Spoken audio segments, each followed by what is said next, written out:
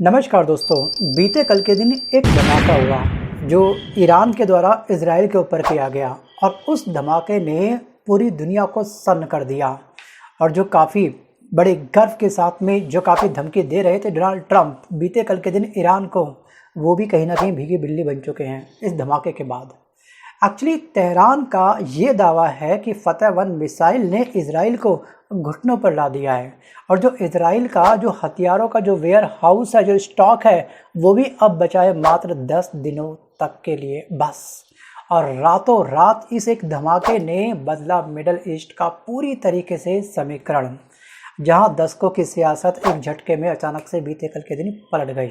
एक मिसाइल की रफ्तार और ताकत ने न सिर्फ दुश्मनों को चौंका दिया है बल्कि दोस्तों को भी हैरान कर दिया है उनके। मैं बात कर रहा हूँ डोनाल्ड ट्रंप के बारे में। सो गाइस, क्या है फतह-1 मिसाइल की असली कहानी? क्या ये सिर्फ हथियार है या फिर नई जंग का एक बहुत बड़ा ऐलान? जानेंगे आज के इस वीडियो में, डेप्थ में समझेंगे आज के इस वीडियो में इस टॉपिक को कि क्या है फतह-1 मिसाइल। सो गाइस, ईरान की इस बैलिस्टिक मिसाइल को पहली बार 2020 में सार्वजनिक रूप दिया गया, मतलब कि सार्वजनिक किया गया था कि हमारे पास ये मिसाइल है, इसके ये सब फीचर हैं। अब इसकी खासियत की अगर हम बात करें तो इसकी रेंज है लगभग 300 किलोमीटर के आसपास और इसकी जो स्पीड है ना, स्पीड है इसकी मैक 3, यानी कि ध्वनि की रफ्तार से 3 गुना। अगर आप इस मिसाइल के साथ में सेल्फी लेने बैठोगे ना तो आपको केवल धुआं दिखाई देगा। सोचिए, ये है इसकी स्पीड। और जो इसकी वॉरहेड कैपेसिटी है वो है 500 किलोग्राम की, मतलब कि जब वॉर में किसी भी असला तसला बारूद को कैरी करने की कितनी लिमिट है इसकी? 500 किलोग्राम। सोचिए, और इसकी सटीकता की अगर हम बात करें, इसकी एक्यूरेसी की अगर हम बात करें तो CEP 10 मीटर यानी कि 10 मीटर के दायरे में सटीक टारगेट ये आसानी से लगा देता है। और ये दोस्तों मोबाइल लॉन्चर से दागी जा सकती है और जिसे इसे पकड़ना और रोकना काफ़ी मुश्किल होता है। जैसे इजराइल के पास में ना प्रिसीजन मिसाइल है, मतलब कि उसके अंदर एक कोडिंग आप सेव कर लो, टारगेट बिल्कुल क्लियर होना चाहिए, वो डेडिकेटेड उसी जगह पे जा कर के लग जाती है, मतलब कि उस स्थान को तबाह कर देती है। जैसे कोई बिल्डिंग है, उसमें 25 मंजिला है, ठीक है, और 21वें मंजिल पर हमारा दुश्मन छुपा हुआ है। केवल 21वें मंजिल को हमने धराशायी करना है, ऊपर के मंजिल को कोई हानि ना पहुंचे, तो केवल 21 मंजिल पर ही जाके क्या करेगी ये मिसाइल? कहीं ना कहीं प्रिसीजन मिसाइल जैसे अटैक करती है ना, वैसे ही ये भी मिसाइल है, कह सकते हैं हम लोग। और ईरानी मीडिया की रिपोर्ट के मुताबिक फतह-1 मिसाइल दोस्तों हाइफा के नज़दीक एक अंडरग्राउंड आर्मी डिपो को टारगेट कर चुकी है, मतलब कि इसने टारगेट किया है इजराइल के इस स्थान को। और 7 इजरायली सैनिक इस हमले में मारे गए हैं। एक सैन्य ट्रक पूरी तरह से राख में तब्दील हो चुका है और 3 बिल्डिंग को भारी नुकसान पहुंचा है बीते कल के दिन। और धमाके की आवाज़ 10 किलोमीटर दूर तक सुनाई दी थी। सोचिए कितना बड़ा साउंड हुआ होगा उस समय। हालांकि इजराइल मीडिया और सरकार ने इसे छोटा स्केल अटैक बताया है और ये कहा है कि कोई खास नुकसान हमको नहीं हुआ है, लेकिन वीडियो फुटेज और सैटेलाइट इमेजेस कुछ और ही कहानी साफ साफ बयान कर रही है। ये इजराइल जो है शायद बातों को छुपा रहे हैं। और फतह-1 मिसाइल के आक्रमण के बाद ईरान ने एक बहुत बड़ी स्टेटमेंट बीते कल के दिन दे दी है, या फिर कह सकते हैं कि खुली चेतावनी दी है इसने इजराइल को और डोनाल्ड ट्रंप को भी। ईरान ने खुले तौर पर यह कह दिया है कि अगर इजराइल हम पर हमला करता है तो हमारे पास जवाब देने के लिए 1000 से ज़्यादा मिसाइलें तैयार हैं। और जो ईरान की जो इस्लामिक जो गार्ड कॉर्प्स है, जिसे हम बोलते हैं IRGC, इसके पास में वर्तमान समय में 3000 से अधिक बैलिस्टिक मिसाइल हैं, जिसमें शामिल है क्या? साहब 3, फतह-110, जुल्फिकार और अब फतह-1 मिसाइलें इसके पास रखी हुई हैं, जिसका बफर स्टॉक है इसके पास, जो सिर्फ 30 मिनट में 1000 मिसाइलें दागने की क्षमता रखती है। और अब इसके पास अल्ट्रा मॉडर्न ड्रोन भी है, ड्रोन का जखीरा भी है जो 1500 किलोमीटर तक मार सकता है। केवल ड्रोन ही इतना काम कर जाएगा। सोचिए, क्या ये सारा हथियार ताकत दिखाने के लिए है या फिर एक जंग की बहुत बड़ी तैयारी? आपको क्या लगता है? क्या आने वाले समय में एक 3rd वर्ल्ड वॉर जन्म लेने वाला है? वीडियो को पॉज करके आप मुझे कमेंट जरूर करिएगा। अब सवाल ये होता है कि क्या सच में इजराइल अब चुप बैठ जाएगा? डोनाल्ड ट्रंप क्या भीगी बिल्ली बन के कहीं छुप जाएंगे? नहीं, बिल्कुल नहीं। इजराइल ने अपनी iron dome missile defence system को एक्टिव कर दिया है, जो अब तक 90% तक मिसाइलें इनसे इंटरसेप्ट कर चुका है। अब उसको भी इसने क्या करा है? हायर मोड में डाल दिया है। और इजराइल के पास दोस्तों अब है एरो 3 सिस्टम, जो स्पेस में ही मिसाइल को तबाह कर सकता है।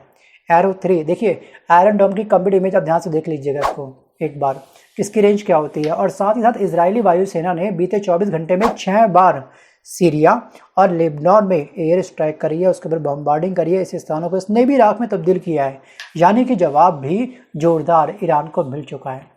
लेकिन वहीं पर जो यूएन है, जो इंटरनेशनल जो रिएक्शन है, यहाँ पर उन्होंने भी चिंता जताई है। अमेरिका बोला है कि हम इजराइल के साथ में खड़े हैं। रूस और चीन ने ये कहा है कि दोनों देशों के बीच में शांति होनी चाहिए, सीज फायर हो जाना चाहिए। लेकिन अगर वैश्विक स्तर पर अगर इन दोनों के बीच के जंग की जो आग की जो तपिश है अगर वैश्विक स्तर तक पहुँच गई तो एक बात तो तय है कि रूस और चीन कहीं ना कहीं इस समय ईरान का साथ देंगे। और दूसरी तरफ जो हमारे भारत के एक बहुत बड़ी संख्या में जो छात्र इस समय ईरान में फंसे हुए हैं, उनको लेकर के भी अब हम एक्टिव मोड में आ चुके हैं। हमने भी अपना ऑपरेशन सिंधु स्टार्ट कर दिया है। और आप कल्पना करके देखिएगा कि एक तरफ ईरान और इजराइल के बीच में बारूद की बारिश हो रही है, आसमान जंग के मैदान में तब्दील हो चुका है, और दूसरी तरफ इस जंग के मैदान के बीच में फंसे हुआ है हमारे देश का भविष्य, हमारे भारत के हजारों छात्र। और तभी मैदान में उतरता है हमारे भारत के द्वारा एक ब्रह्मास्त्र जिसको नाम दिया गया ऑपरेशन सिंधु। जी हाँ, ऑपरेशन सिंधु एक मिशन है और यहाँ पर कहीं ना कहीं ये जो विदेश के अंदर जो हमारे छात्र फंसे हुए हैं, खासतौर पे ईरान के अंदर रेस्क्यू करने के लिए हमारे भारतीय छात्रों को ये ऑपरेशन चलाया जा रहा है। 2025 की सबसे बड़ी खतरनाक लड़ाई है ईरान वर्सेस इजराइल के बीच में, जो 13 जून को स्टार्ट हुई थी, हम सभी जानते हैं। और इस जंग में अब तक 400 से ज़्यादा मिसाइलें, 200 से अधिक ड्रोन और दर्जनों लोग अब तक हमले में मारे जा चुके हैं। और इसी आग के बीच में ईरान में पढ़ रहे हैं करीब 2200 भारतीय छात्र जो अब फंस चुके हैं। और कई छात्र दोस्तों यहाँ पर मेडिकल, इंजीनियरिंग और मैनेजमेंट की पढ़ाई करने जाते हैं, क्योंकि यहाँ पे ना एजुकेशन काफ़ी सस्ती होती है। लेकिन जब गोलियों की गूंज किताबों से तेज हो जाए जिस देश के अंदर, तो समझ जाइएगा कि अब वक्त आ चुका है घर वापसी करने का, मतलब कि अपने भारत देश वापस आने का। और भारत सरकार ने तुरंत एक्शन भी लिया, ध्यान रखिएगा, ऑपरेशन सिंधु के माध्यम से। और सिंधु का अर्थ होता है एक्चुअली शांति, लेकिन इस मिशन में शांत जैसा कुछ खास है नहीं। 18 जून यानी कि बीते कल के दिन पहला दोस्तों हमने लॉट यहाँ से पिक कर लिया है, मतलब कि पहला जो हमारा मॉडल था, मतलब उसको हमने रेस्क्यू कर लिया। इसके तहत 110 छात्रों को यहाँ से ईरान से आज सुबह 6 बजे रवाना हुआ है भारत का विमान इंडिया के लिए, और इंडिया ये पहुँच भी गया है। ध्यान रखिएगा, इस रेस्क्यू में जो फर्स्ट बैच हमने रेस्क्यू किया है उसमें संख्या 110 स्टूडेंट की है, जबकि अभी भी कम से कम 2100 के आसपास स्टूडेंट वहाँ पर फंसे हुए हैं। लेकिन अगला दोस्तों जो हमारा फ़्लाइट का शेड्यूल है वो है 21 जून और 23 जून का। लेकिन बीच में ना बहुत सारी फॉर्मेलिटी होती है, यानी कि हम एक साथ ही अपने सारे जहाज भेज देंगे पिकअप करने के लिए, ऐसा नहीं होता है। बीच में बहुत सारे प्रोटोकॉल होते हैं, पेपर फॉर्मेलिटी होती है, और उनकी सेफ्टी का ध्यान भी रखा जाता है बहुत तगड़े तरीके से, क्योंकि हमें अपने छात्रों को, अपने भविष्य को सही सलामत भारत वापस लेके आना है। ऑपरेशन सिंधु सिर्फ एक बचाव नहीं है, ये एक संदेश है। भारत अपने हर नागरिक के साथ में खड़ा है, ये संदेश है, चाहे वो दुनिया के किसी भी देश के कोने में क्यों ना फंसा हो, भारत सरकार उसके साथ में है। सो गाइस, अब बात करते हैं यहाँ पर थोड़े से न्यूमेरिकल डाटा के बारे में। ईरान की ओर से अब तक 42 मिसाइलें दागी गई हैं इजराइल के ऊपर, और इजराइल ने 60 एयर स्ट्राइक करी है अब तक ईरान के ऊपर। 150 से अधिक आम नागरिक अब तक घायल हो चुके हैं, और मरने वालों की संख्या भी डिस्क्लोज ज़्यादा नहीं करी गई है। 25 से अधिक इमारतें अब तक दोनों देशों की तबाह हो चुकी हैं, और दोनों देशों की सेनाएं पूरी तरह अभी अलर्ट मोड पर हैं। लगभग 1 लाख सैनिक बॉर्डर पर तैनात हो चुके हैं। तो दोस्तों, क्या वाकई फतेह-1 मिसाइल ने इजराइल को हिला के रख दिया है, या ये सब मीडिया वॉरफेयर का एक बहुत बड़ा हिस्सा है? एक तरफ हाईटेक हथियारों का भयंकर जखीरा, दूसरी तरफ असली नुकसान आम जनता का। और आपका क्या मानना है, क्या ये जंग और बढ़ेगी या फिर बहुत ही जल्द थम जाएगी? वीडियो को पॉज करके डाप में इस टॉपिक पर आप डीप डाइव करिएगा, उसके बाद ही आप मुझे कमेंट करिएगा। मिलता हूँ जल्द एक नए वीडियो के साथ, तब तक के लिए धन्यवाद।